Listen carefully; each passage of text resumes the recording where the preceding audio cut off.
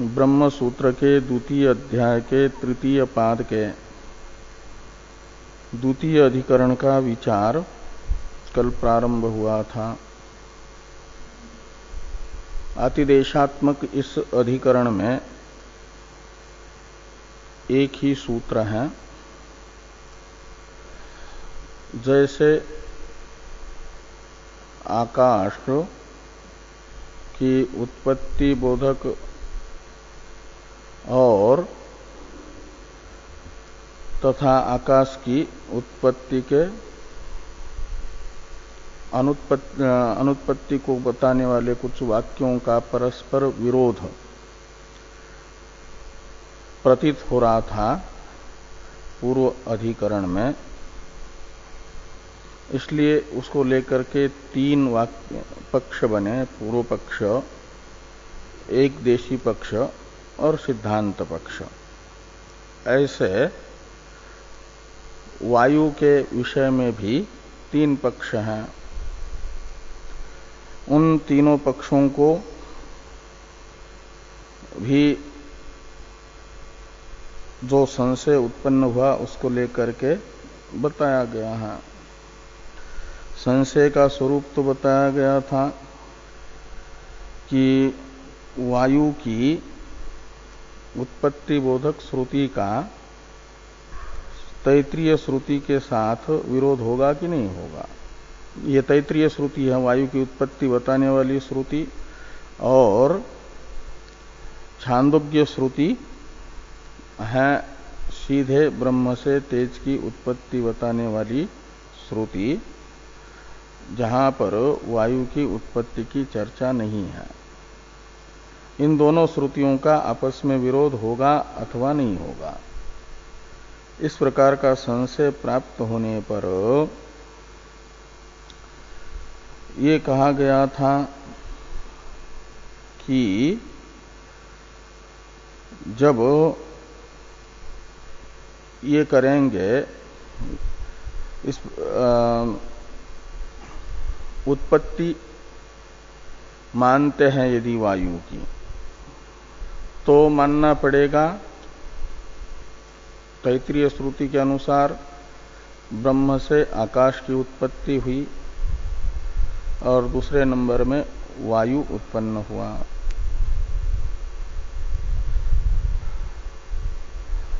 तो ब्रह्म से सीधे तेज की उत्पत्ति बताने वाली जो श्रुति है उसमें बताया गया है उस श्रुति के द्वारा तेज में प्राथम्य, और यहां वायु को उत्पन्न मानते हैं और वायु की उत्पत्ति बोधक श्रुति को मुख्य मानते हैं। तो वायु का आकाश के अनंतर द्वितीय स्थान पर क्रम आएगा और तृतीय स्थान पर चला जाएगा तेज, तो तेज का प्राथम्य बिगड़ जाएगा। उत्पत्ति पक्ष में जो तत्तेजो असृजत श्रुति के द्वारा प्रतीयमान तेज में प्राथम्य है उसका विरोध, और अनुत्पत्ति पक्ष में विरोध होता है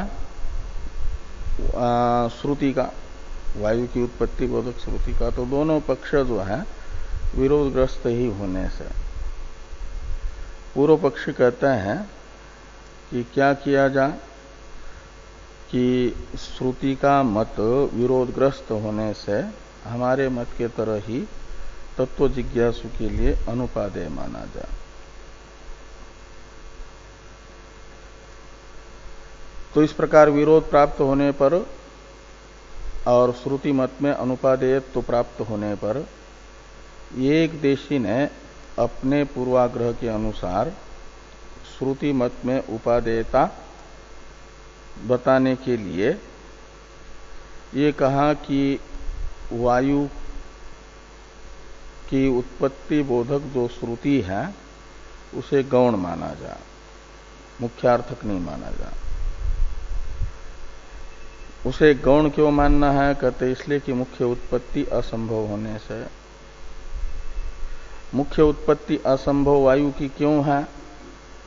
जबकि वायु तो सावयव होने से उसका समवायी कारण रूपी अवयव संभव है, अवयवों का संयोग रूपी असमवायी कारण भी संभव है।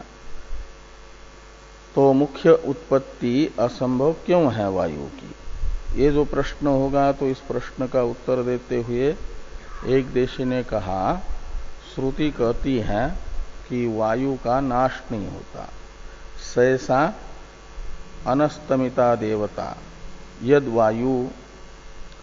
इस श्रुति के द्वारा अस्तमय शब्दित विनाश का निषेध होने से, अस्तमय का प्रतिषेध होने से माना जाएगा कि वायु अनुत्पन्न ही है।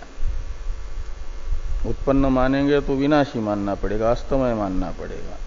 तो अस्तमय प्रतिषेध करने वाली श्रुति के आधार पर ये कहा जाएगा कि वायु अनुत्पन्न है। तो आगे है आपका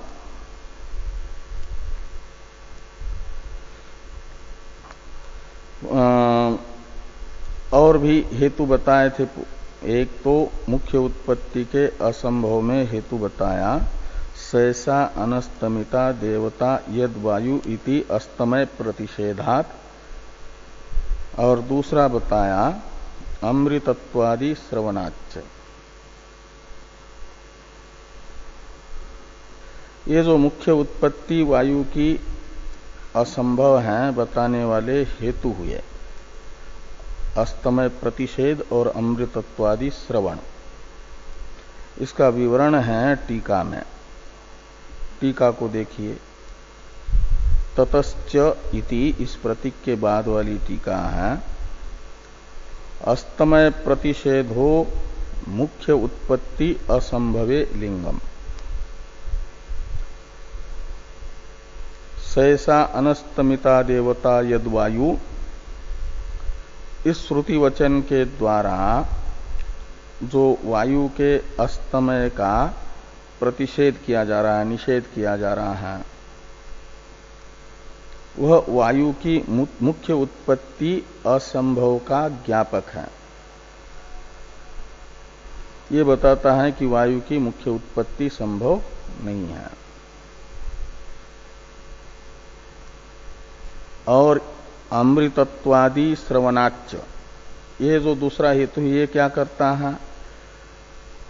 तो कहता है कि ये दूसरा हेतु जो है ये मुख्य उत्पत्ति की का असंभव ज्ञापक जो हेतु है अनस्तमय श्रवण, उसी को पुष्ट करने वाला है। ये कह रहे हैं आगे कि वायुश्च अंतरिक्षंच एतद अमृतम इति तस्यैव लिंगस्य अभ्यास। अभ्यास होता है पुष्टि करने के लिए। अस्तमय प्रतिषेधात्मक जो लिंग है उसे तस्य शब्द से लेना। तो तस्यैव का अर्थ हुआ अस्तमय प्रतिषेधस्यैव लिंगस्य अभ्यास। ये अभ्यास है कौन सा? कि वायुश्च अंतरिक्षंच एतद अमृतम। अस्तमय प्रतिषेध रूप हेतु का ही अभ्यास है, आवर्तन है, और आवर्तन किया जाता है उसे पुष्ट करने के लिए।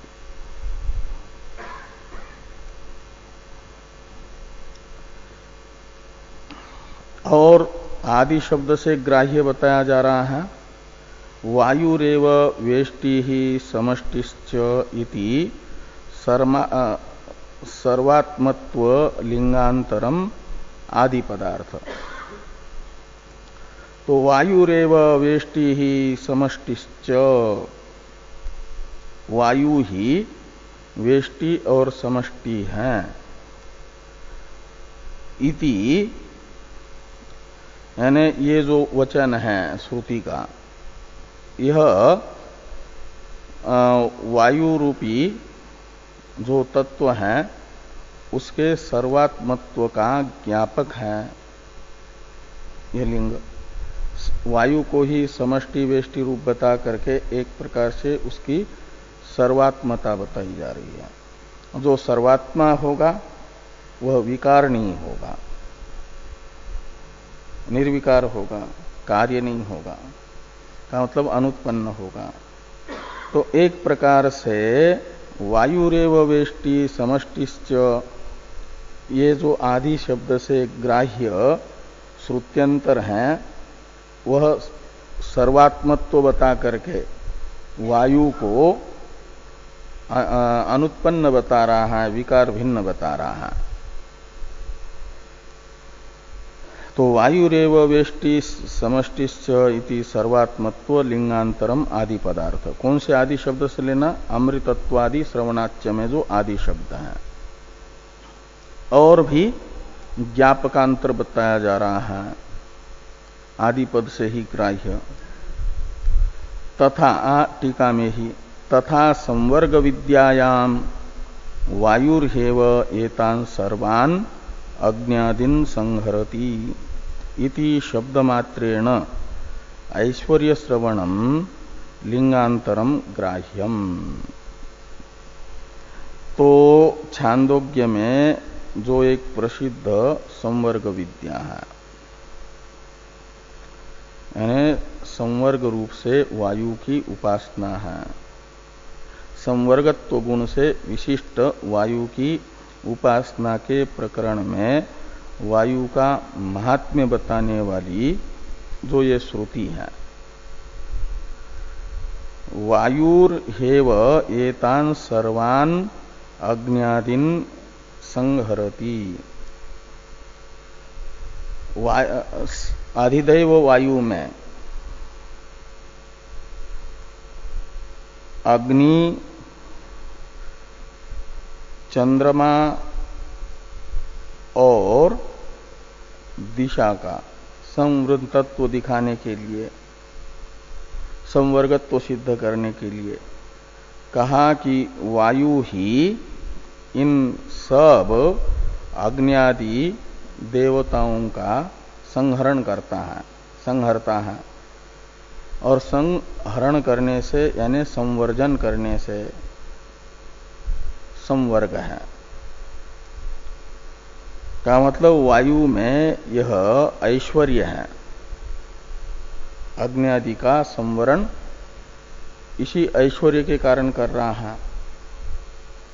तो ये जो वायु के ऐश्वर्य का ज्ञापक छांदोग्य वचन है, इसे भी आदि शब्द से ग्रहण करना। और अग्नि का संहर्ता वायु होने के कारण वायु अविनाशी है, उसकी उत्पत्ति बोधक श्रुति को गौण ही माना जाए। ये ये भी आदि शब्द से ग्राह्य है। और इन सब लिंगों के द्वारा ये अर्थ ज्ञापित हुआ, यदि तैत्रीय में आकाशाद वायु संभूत यह वचन आकाश की उत्पत्ति बताता है, वायु की उत्पत्ति बताता है आकाश से, तो इसे मुख्य न समझ करके गौण अर्थ ही समझना चाहिए। ये कह रहे हैं ये तैर्लिंगई वायु अनादि अनंत इति प्रतीते। इन सब लिंगों से कौन से सहसा अनस्तमिता देवता यद वायु से लेकर के वायु हेव एतान सर्वान अज्ञादिन संहरति, यहाँ तक के कई एक जो लिंग बताए गए, श्रुति वचन बताए गए, इनसे यह बात निकली कि वायु अनादि अनंत है। तो वायु के अनादि अनंतता की प्रतीति होने से इन वचनों से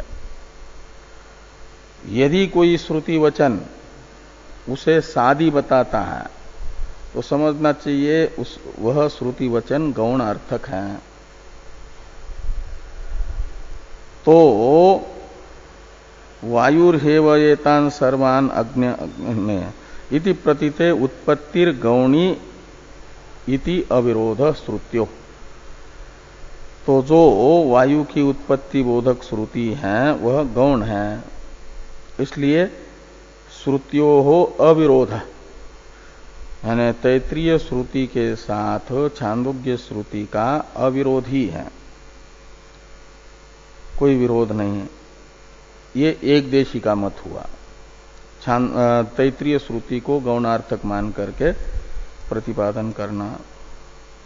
इति प्राप्ते प्रतिपिपादयिषित प्रतिज्ञा श्रुतेर बलीयस्त्वात्। अब यहां से इति प्राप्ते के बाद, यानी इति प्राप्ते तक तो एक देशी का मत बता दिया। एक देशी के मत के अवतरण के समय बताया था टीकाकार ने, इति पूर्व पक्षे प्राप्त है, विरोध रूपी पूर्व पक्ष प्राप्त होने पर फिर एक देशी के मत के अनुसार उस विरोध का परिहार हुआ दो श्रुतियों में आपस में।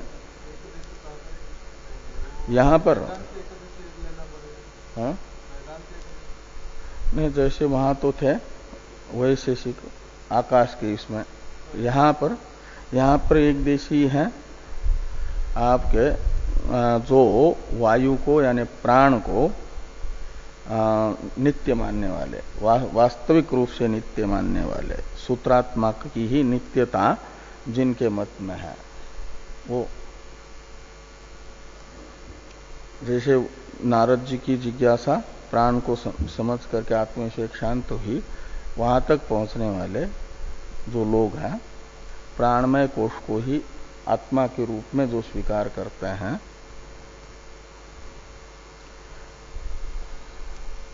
और आगे कहते हैं कि इति श्रुत्यो इति प्राप्ते,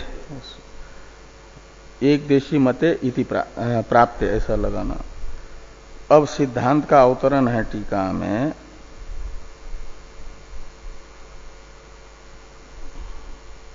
कि प्रतिपिपादयिषित प्रतिज्ञा श्रुतेर बलीयस्त्वात् तत्साधकानां तत्र तत्र वायुत्पत्ति वाक्यानां भूयस्त्वात् उक्त विभक्तत्वादि लिंगानुमानाच्च मुख्या एव वायोः उत्पत्ति तथा च आकाशं वायुंच सृष्ट्वा तेजो असृजत इति श्रुत्योः एक वाक्यतया ब्रह्मणि समन्वयः।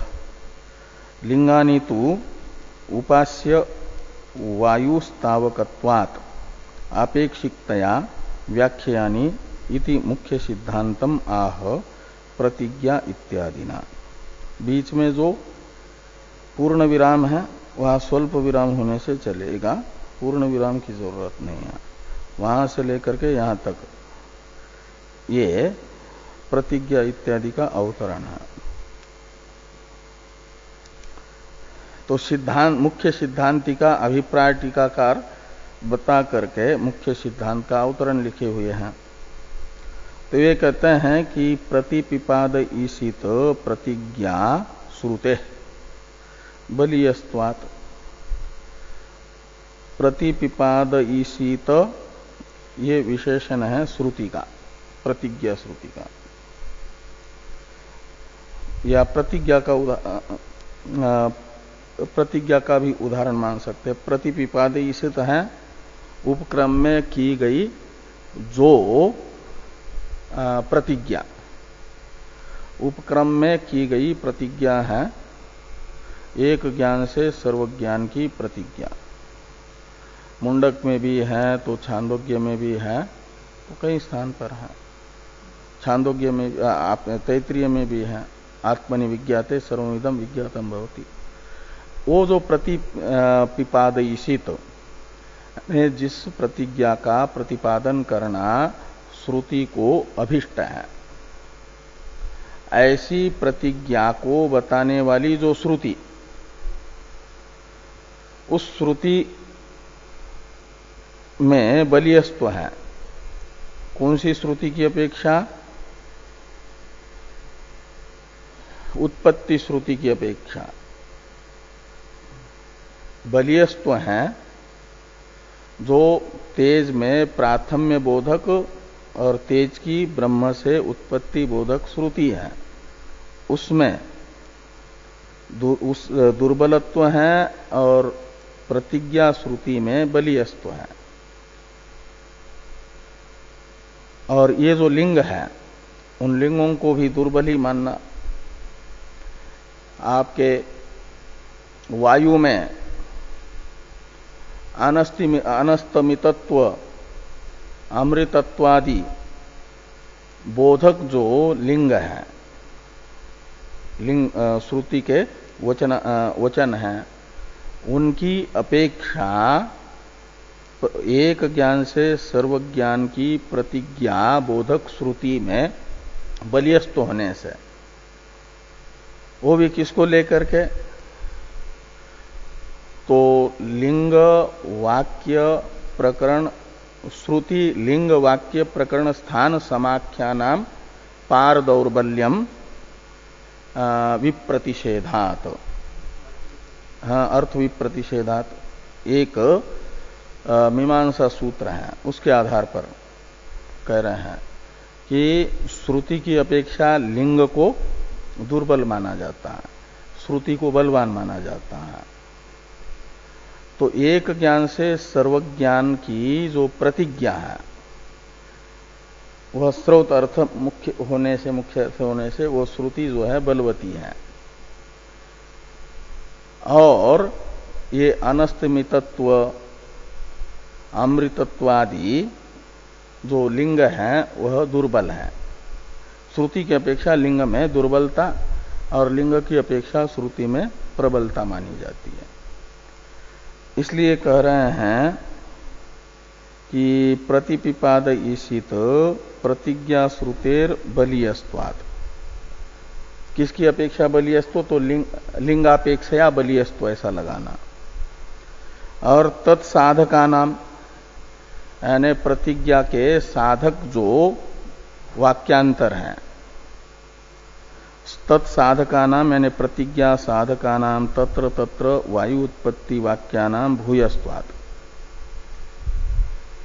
जो उत्पत्ति बोधक वाक्य आया वो किसके लिए है, तो उत्पत्ति बोधक वाक्य हैं आपके एक ज्ञान से सर्वज्ञान की प्रतिज्ञा की उपपत्ति के लिए।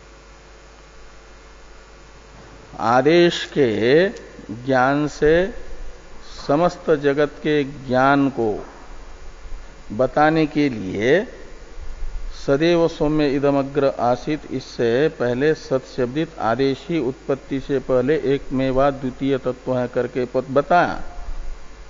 और फिर कहा कि तदैक्षत, उसी सत्शब्दित आदेश ने यानी ब्रह्म ने ईक्षण किया। और फिर ईक्षण पूर्वक क्या हुआ, वो सृष्टि हुई तत्तेजो असृजत। तो तत्तेजो असृजत इत्यादि वाक्यों का अभिप्राय तेजादि की उत्पत्ति को बताना नहीं, अपितु आदेश के ज्ञान से सर्व ज्ञान की उपपत्ति में है, सिद्धि में है। इसलिए इनको कहा जाता है तत्तेजो असृजत इत्यादि वाक्यों को प्रतिज्ञा उपादक वाक्य, सृष्टि वाक्य। तो ये कह रहे हैं कि तत्साधका नाम यानी प्रतिज्ञा साधका नाम, साधक कहते हैं उपादक को, प्रतिज्ञा के उपादक जो उत्पत्ति वाक्य हैं। तो यदि तेज से ही उत्पत्ति मानेंगे, वायु की उत्पत्ति नहीं मानेंगे, तो क्या होगा, वायु ब्रह्म का विकार नहीं है, तो कार्य को तत्वतः कारण रूप माना जाता है और प्रकृति के ज्ञान से विकार का तत्वतः ज्ञान हो जाता है। तो तेजादि मात्र ब्रह्म का कार्य होगा, वायु ब्रह्म का कार्य नहीं होगा। तो ब्रह्म ज्ञान से तेजादि का तो ज्ञान हो जाएगा, लेकिन ब्रह्म का अविकार रूप जो वायु वह ज्ञात नहीं हो पाएगा। और उसका भी ज्ञान नहीं होगा तो एक ज्ञान से सर्वज्ञान की प्रतिज्ञा की उपपत्ति नहीं हो पाएगी। इसके लिए फिर वायु को भी मानना पड़ेगा ब्रह्म ज्ञान से ज्ञात करने के लिए ब्रह्म का विकार, ब्रह्म से अनन्य मानना पड़ेगा। और ब्रह्म से अनन्य तभी होगा जब ब्रह्म का वो विकार होगा। इसलिए वायु की उत्पत्ति बोधक जो श्रुति है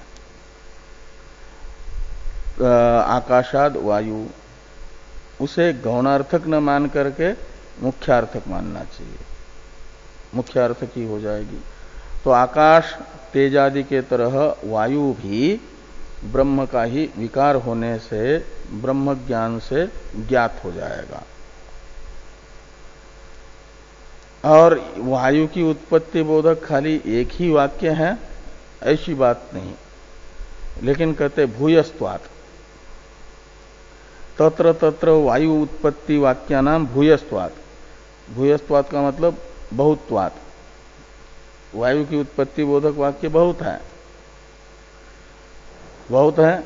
जैसे आकाशाद वायु एक ये हुआ, ये तस्मा जायते प्राण मनः सर्वेन्द्रियाणि च खम वायुर ज्योतिर पृथ्वी ईश्वस्य धारिणी, आप पृथ्वी ईश्वस्य धारिणी इत्यादि आता है। ज्योतिराप पृथ्वी ईश्वस्य धारिणी, तो वहां पर भी वायु आया है। ये तस्मात् वायु जायते, तो ये तस्मात् शब्द से ग्राह्य जो अक्षर है मुंडक में, और उसी से अक्षर शब्दित ब्रह्म से वायु की उत्पत्ति होती है, ये बताया गया। ऐसे अन्य अन्य प्रकरण भी हैं। तो वायु के उत्पत्ति बोधक श्रुति वाक्य अनेक होने से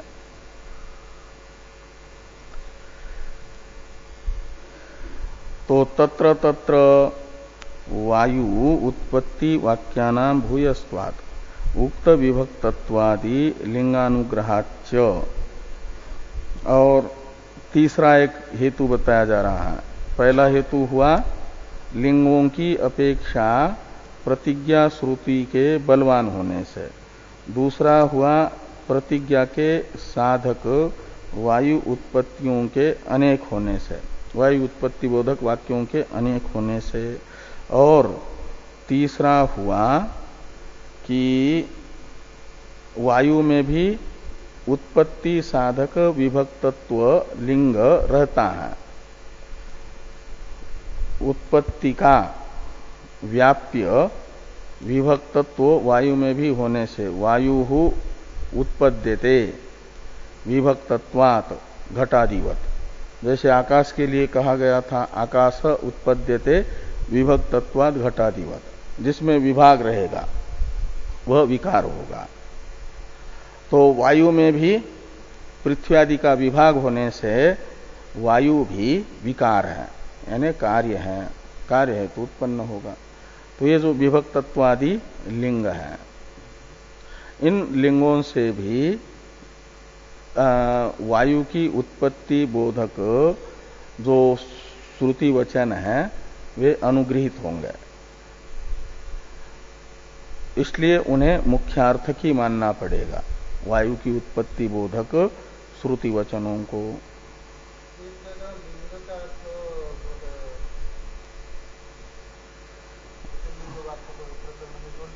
हाँ हाँ हाँ ज्ञापक, हाँ ये हेतु है, यानी हेतु अर्थ में भी लिंग शब्द आता है ना, लीनम अर्थम गमयति लिंगम।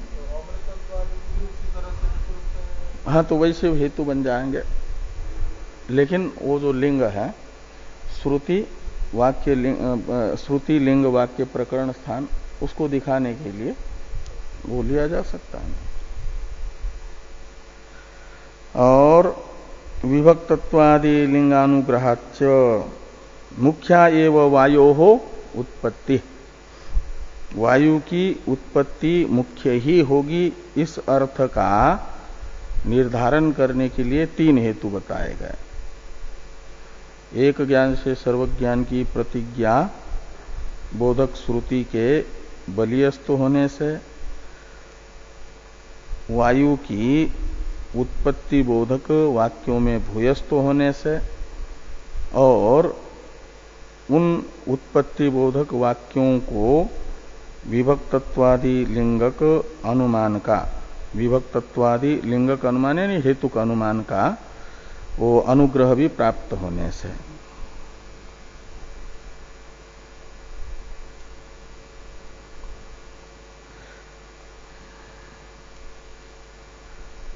अनुमान से अनुग्रहित ये श्रुति हो जाएगी उत्पत्ति बोधक श्रुति।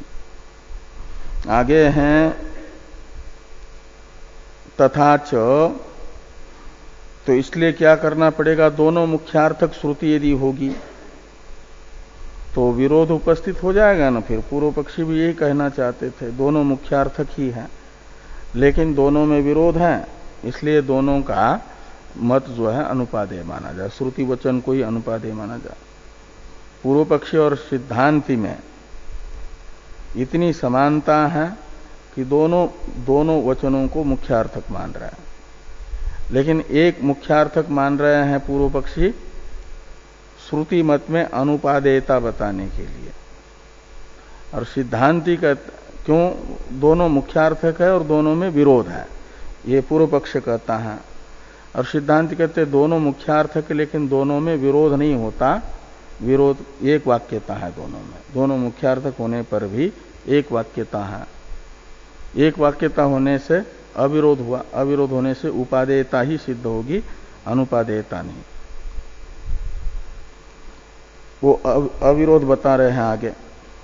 तथा च आकाशंच वायुंच सृष्ट्वा तेजो असृजत इति श्रुत्यो एक वाक्यतया ब्रह्मणि समन्वय। तो तैत्रीय श्रुति के साथ छांदोग्य श्रुति का अविरोध इस प्रकार होगा कि तैत्रीय श्रुति का उपसंहार किया जाएगा छांदोग्य श्रुति में, और ये अर्थ किया जाएगा छांदोग्य श्रुति का अन्वय इस प्रकार का कि तद ऐक्षत बहुशाम प्रजाय, ये ईक्षण वाक्य हुआ, और उसके बाद तत्तेजो असृजत में तत् और तेज के बीच में उपसंहार होगा इन दोनों कार्यों का।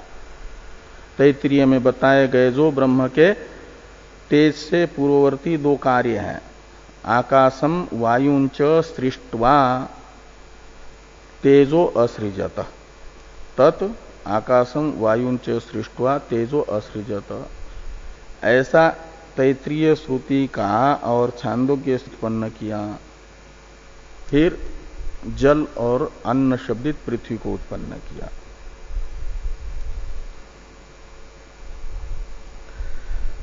तो इस प्रकार एक वाक्यता होने से मूल प्रकृति ब्रह्म ही सिद्ध होगा, और ब्रह्म में वेदांत वाक्यों का समन्वय।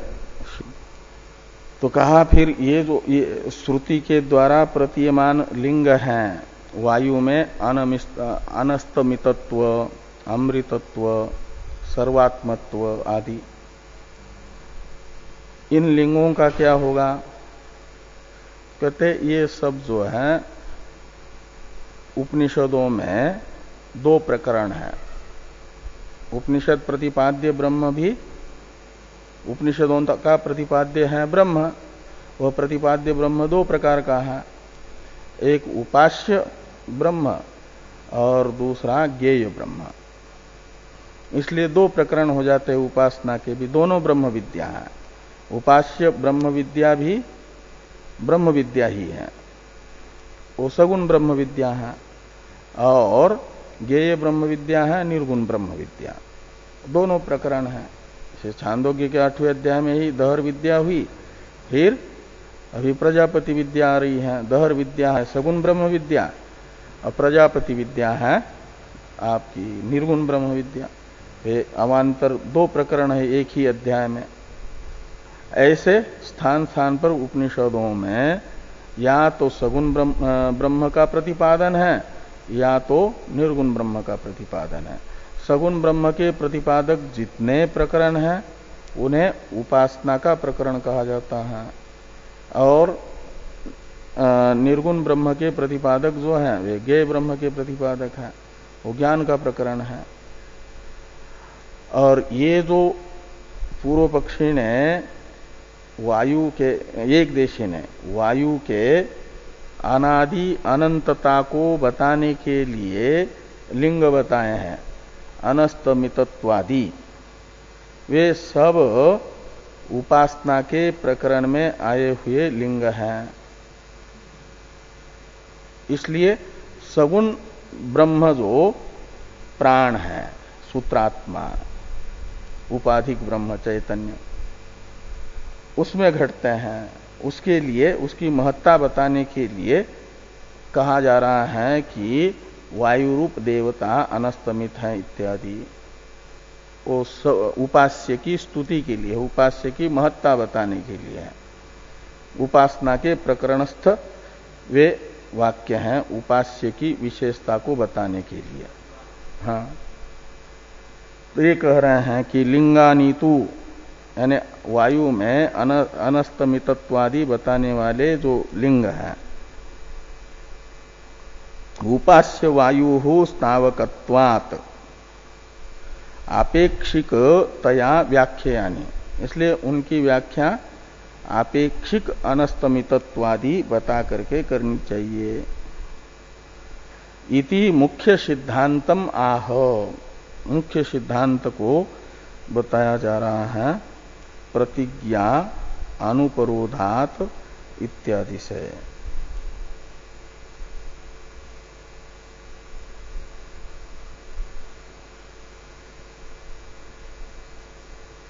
लेकिन तो भाष्य में देखिए, प्रतिज्ञा अनुपरोधात यावत विकारंच विभाग अभ्युपगमात उत्पद्यते वायु इति सिद्धांत। ये है, यानी वायु उत्पद्यते, वायु की उत्पत्ति होती है। क्यों उत्पत्ति होती है? कहते प्रतिज्ञा अनुपरोधात। ये प्रतिज्ञा अनुपरोध हेतु, भाष्य में जो हेतु बताया उसका विवरण टीका में बताया था, टीकाकार ने। प्रतिपिपादयिषित प्रतिज्ञा श्रुतेर बलियस्त्वात्, इससे ये भाष्यस्थ प्रतिज्ञा अनुपरोधात का अर्थ कर दिया। और यावद विकारम च विभाग अभ्युपगमात, ये विभक्तत्वादि लिंगानुग्रहाच, इसका अर्थ है।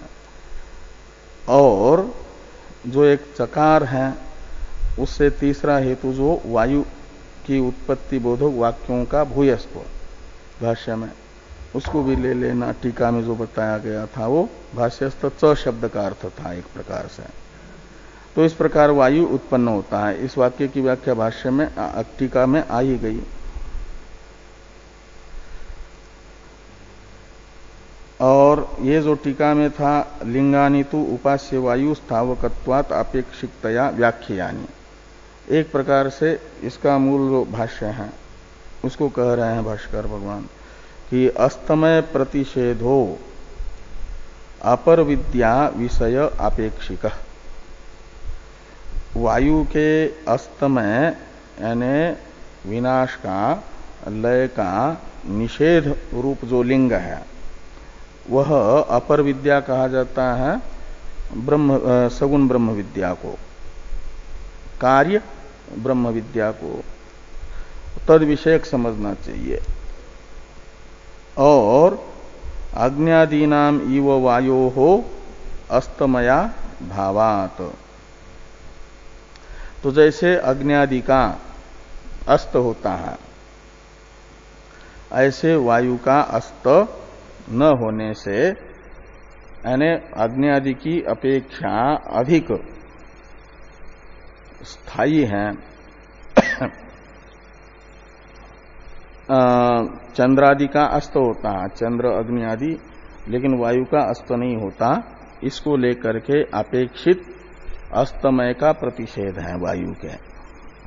और अमृतत्वादि वायुश्च अंतरिक्षं च तद अमृतम इत्यादि लिंग है, श्रवण है, उसका उपादन भी ऐसा ही करना चाहिए, आपेक्षिक अमृतत्व बता करके। इसे कह रहे हैं कृत प्रतिविधानं च अमृतत्वादि श्रवणम। कृत प्रतिविधानम में बहुरी समास है। कृत प्रतिविधानम ये अमृतत्वादि श्रवण का विशेषण है। बहुरी समास का विग्रह करके बताते हैं टीकाकार कि कृतम प्रतिविधानम यस्य तथा, ऐसा अन्वय करिए। बीच में प्रतिविधानम शब्द का अर्थ कर दिया आपेक्षिकत्वेन समाधानम। भाष्यस्थ कृत प्रतिविधानम इस सामासिक पद में जो उत्तर पद है प्रतिविधानम, इसका अर्थ है आपेक्षिकत्वेन समाधानम। कृतम प्रतिविधानम अर्थात आपेक्षिकत्वेन समाधानम यस्य अमृतत्वादे श्रवणस्य तत् कृत प्रतिविधानम, तथा का अर्थ है। तो ये जो अमृतत्वादि श्रवण है उसका आपेक्षिकत्वेन समाधान पूर्व अधिकरण में किया गया है। यही वाक्य आया था ना आकाश के विषय में भी, उस समय इसका समाधान हो गया कि वो अपेक्षित अमृतत्व आकाश में बताया जा रहा है। वैसा ही वायु के लिए भी समाधान है। अब ननु वायोः आकाशस्य च, इसकी अवतरण टीका है अधिकरण आरंभम आक्षिप्य उक्ताम अधिकाशंकाम आह ननु इत्यादिना। के बिल्कुल ये तो अभी तक का जो भाष्य और या आया सूत्र का व्याख्यान रूप भाष्य, ये सब इस अधिकरण की कोई आवश्यकता महसूस नहीं हो रही है। आकाश अधिकरण से ही ये गतार्थ था, वायु अधिकरण एक प्रकार से इसको अलग क्यों किया, ऐसा आक्षेप कर रहे हैं कि अधिकरण आरंभम आक्षिप्य उक्ताम अधिकाशंकाम आह। तो उक्त जो अधिक आशंका है उसे बताया जा रहा है। ननु वायोः आकाशस्य च तुल्ययो उत्पत्ति प्रकरणे श्रवणाश्रवणयोः एकम एव अधिकरणम उभय विषयम अस्तु किम अतिदेशेन असति विशेषे इति। ये अधिकरण आरंभ पर आक्षेप है। तो कहते हैं छांदोग्य के उत्पत्ति के प्रकरण में जैसे आकाश की उत्पत्ति का अश्रवण है, ऐसे वायु के भी उत्पत्ति का अश्रवण है। यानी छांदोग्य में जैसे आकाश की उत्पत्ति नहीं बताई, ऐसे वायु की भी उत्पत्ति नहीं बताई है। तो दोनों के भी उत्पत्ति का अश्रवण छांदोग्य में एक जैसा है और तैत्तिरीय में श्रवण है।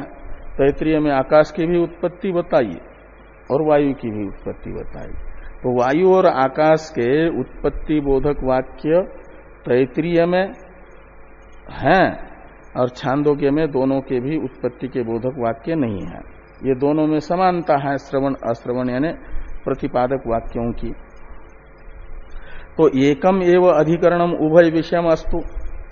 तो आकाश और वायु दोनों विषयक एक ही अधिकरण होता अच्छा होता, क्योंकि कहते विशेषे असति किम अतिदेशेन। तो कोई विशेष यानी भेद तो है नहीं, तो कोई भेद न होने पर, वैलक्षण्य न होने पर अतिदेशात्मक अलग अधिकरण करने की क्या जरूरत है। किम शब्द ऐसे आक्षेपार्थ में है।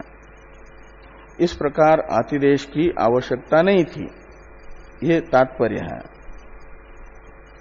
तो उच्यते इत्यादि से कहा जा रहा है इस आक्षेप का समाधान। सत्यम एवं एतत्, आप ठीक कह रहे हैं कि आकाश और वायु के उत्पत्ति बोधक वाक्य तैत्तिरीय में है, छांदोग्य में नहीं है, समानता है।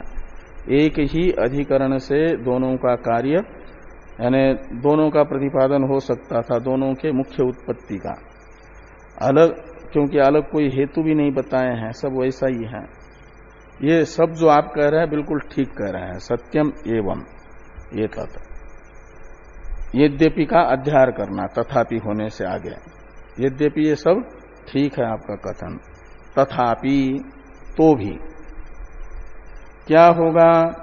तो कहते हैं मंदधियाम शब्द मात्र कृता शंका निवृत्त्यर्थ अयम अतिदेश क्रियते। मंदमती जो होते हैं उनको शब्द मात्र निमित्तक जो शंका होगी उस शंका का समाधान करने के लिए एक अलग अतिशय किया, अतिदेशात्मक अधिकरण बनाया। ये मंदमती की शंका का निराकरण करने के लिए अलग अतिदेशात्मक अधिकरण की रचना वेदव्यास जी ने की। उत्तम और मध्यम अधिकारी के लिए ये अधिकरण नहीं भी होता तो वियद अधिकरण न्याय से ही वायु की भी मुख्य उत्पत्ति समझ में उत्तम अधिकारी को, मध्यम अधिकारी को आ ही जाती। ये जो शब्द मात्र कृता शंका में मात्र पद का प्रयोजन बता रहे हैं टीकाकार। वायुर्हेव एतान सर्वान संवृंगते इत्यादि शब्द मात्रम शंका मूलम नार्थ इति द्योतनार्थम मात्र पदम। कहते हैं मंदमती के शंका का आधार खाली ये शब्द मात्र है, श्रुति का वचन मात्र है, कोई अर्थ नहीं। किसी अर्थ विशेष को आधार बना करके ये मंदमती को शंका नहीं होगी। केवल शब्द मात्र को आधार बना करके जो शंका हो रही है, मंदमती के शंका का आधार शब्द मात्र है। इसे दिखाने के लिए भाष्य में भाष्यकार भगवान ने शब्द मात्र कृता शंका निवृत्त्यर्थो अयम अतिदेश, यहां पर मात्र पद का प्रयोग किया। नहीं तो शब्दकृत आशंका ऐसा कहते हैं। मात्र पद का प्रयोग यही ज्ञापन करने के लिए है। तो कौन सी शंका है मंदमती को होने वाली? जिस आशंका का निराकरण करने के लिए अतिदेशात्मक अलग अधिकरण बनाया, तो शंका है संवर्ग विद्या इत्यादि। यानी वायु ही इन आग्न्यादि सभी देवताओं को, संवृंगते का अर्थ है संहरंती, संहरती। संवृंगते शब्द वो व्रजु धातु है एक लय अर्थ में, वर्जन करने अर्थ में, समाप्त करने अर्थ में। तो वायु ही अग्न्यादि को लीन कर लेता, अपने समाप्त कर लेता, खाल। हाँ, तो ताम एव शंकाम आह, टीका में अवतरण है संवर्ग विद्या इति। तो भाष्य में है संवर्ग विद्यादिषु ही उपास्यतया वायोर महाभागत्व श्रवणात् अस्तमय प्रतिषेधादिभ्यश्च भवती नित्यत्वाशंका कस्यचित्। कहते संवर्ग विद्यादि में उपास्य रूप से वायु को बड़ा ऐश्वर्यशाली बताया गया है। वायु के उपासना के प्रकरण में वायु को ही विशेष रूप से बताया जाएगा, उसी की महत्ता बताई जाएगी। तो वायु के संवर्ग विद्यादि में उपास्य रूप से बताया गया जो वायु, उसका महाभागत्व श्रवण होने से, यानी वायु की महत्ता बोधक जो वाक्य हैं वायु के उपासना के प्रकरण में, उनको लेकर के ये शंका हुई कि वायु अनादि अनंत होना चाहिए करके एक देशी को। और अस्तमय प्रतिषेधादिभ्य, ये जो मंदमती शंका करने वाले हैं ना, वही यहाँ के एक देशी हो जाएंगे। जिनकी शंका का निराकरण करने के लिए अतिदेशात्मक अधिकरण है, वही एक देशी है। एक देशी की ही शंका का निराकरण करने के लिए यह अतिदेशात्मक अधिकरण है।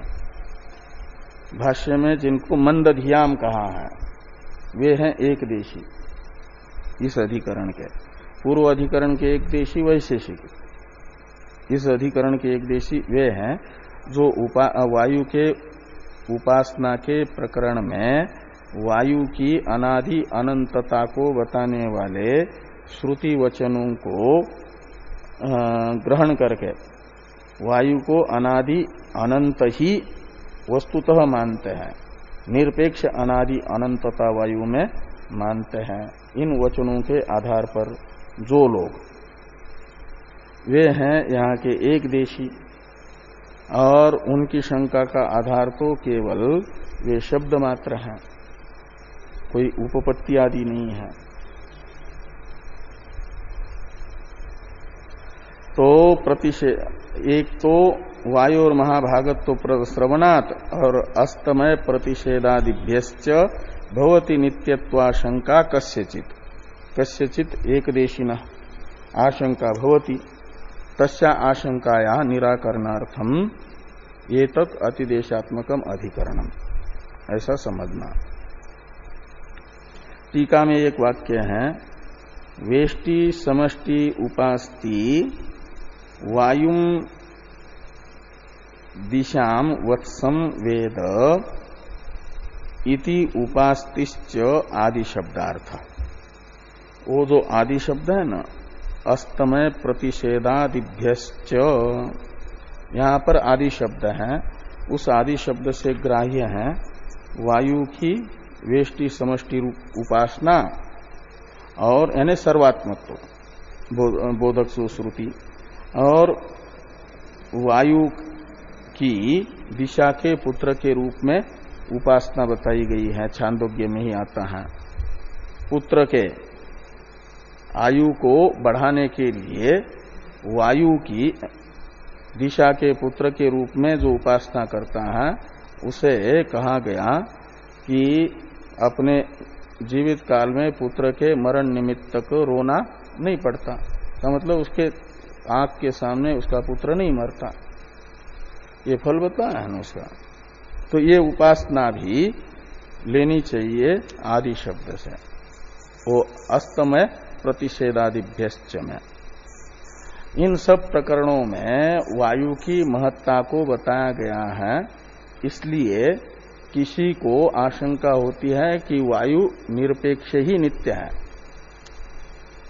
उस आशंका का समाधान करने के लिए ये अतिदेशात्मक अधिकरण है। इस प्रकार ये जो है द्वितीय अधिकरण पूर्ण हो जाता है।